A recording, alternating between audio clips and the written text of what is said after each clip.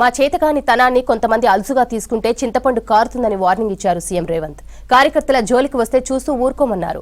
మన ఇంటికి వస్తామని కొందరు చెప్పారని, మనోళ్లే వాళ్ళ ఇంటికి వెళ్లారన్నారు. చింతపండు అయినాక మా ఇంటికి వచ్చి తనని రండి చెప్తున్నారని విమర్శించారు. నిన్న మన వాడొకడు వీడొకడు మోపైడు, వాళ్ళు వీళ్ళు వాళ్ళ చెంచాగాళ్ళు కార్యకర్తల మీద కేసులు పెట్టాలనో కార్యకర్తల మీద దాడులు చేస్తామనో ప్రయత్నం చేస్తూ మన ఇంటికి వస్తామని చెప్పారు.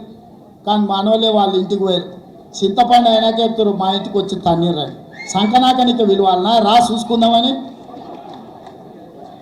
అందుకే నేను చెప్పిన, నేను లేను, శాంతి భద్రతలు వస్తానే చూసి శాంతి భద్రతలను సరిదిద్దండి అని చెప్పిన.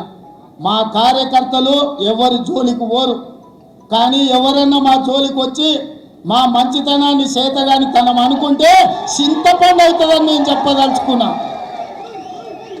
మా మహేష్ గౌడ్ గారు కొంచెం సౌమ్యుడు అయి ఉండొచ్చు, కాకపోతే వెనకాల నేనున్న సంగతి మరవద్దు. ఎవరన్నా ఏదన్నా అధ్యక్షుడిగా సౌమ్యుడు వచ్చిండు, మా ఆటలు సాగుతాయి, ఊర్లలో మా ఇష్టం వచ్చినట్టు చేయొచ్చు అని ఎవరన్నా అనుకుంటుర్రేమో.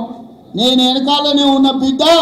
ఎవరన్నా మా కార్యకర్తల జోలికి వస్తే ఒక్కడొక్కడికి ఉంటుందని నేను చెప్తున్నా.